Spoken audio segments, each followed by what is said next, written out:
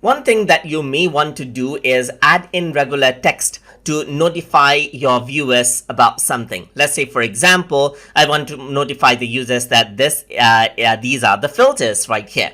So in that case, you can go around onto the top, and here you can see text is an option. So all you need to do is click and drag out a text box wherever you want to keep it. So let's say I want to keep it right here. So here you want to mention out what you want to say. So I'm just going to go around and say these are interactive filters, just like this. I'm just going to go around and keep it right here.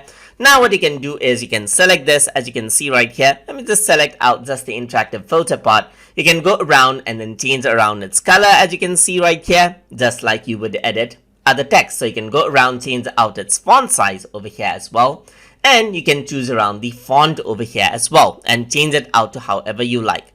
So now I'm going to select it out all right here. So you can see that now you can go around and select out whatever font you like right here. You can bold it out, you can italicize out, you can link it, you can underline it out right here. You can add a strike through over here as well. And this is what you have, as you can see. Another thing that you can do is there's left align, there's center align, right align. And another thing that you have is you can justify this. So let's say, for example, if I have like a paragraph right here, just like this. So let me just go around, and this is the text that you can see right here. So let me just go around and then resize this. You can see that this is what you have. Everything is right aligned. But if I were to go around and use this, you can see that it justifies it out right here. You can also add in a link, and then you can remove the formatting as well if you were to click on this. And here you can see that the overflow setting is visible, meaning if I were to resize this, the overflow is visible. You can also hide it out right here, as you can see.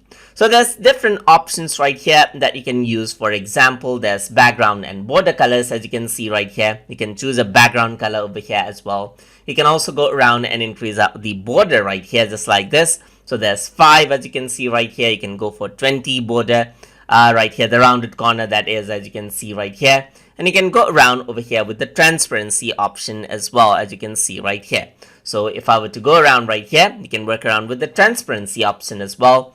And there's different things right here. You can work around with the border color and the border size right here as well. And you can choose the different type of borders as well. You can also add in a border shadow, as you can see right here.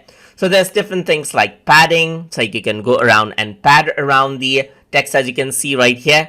And you can go around and then work around with the left padding over here as well. It can be less or more right here. There's right padding over here as well, as you can see. And there's top padding over here as well, as you can see right here. And you can also reset everything back to the report theme as well, as you can see right here. And that is how you can add in regular text and then format it inside of Google Data Studio. So hope you guys learned something as always. And as always, please like, comment, share, and subscribe.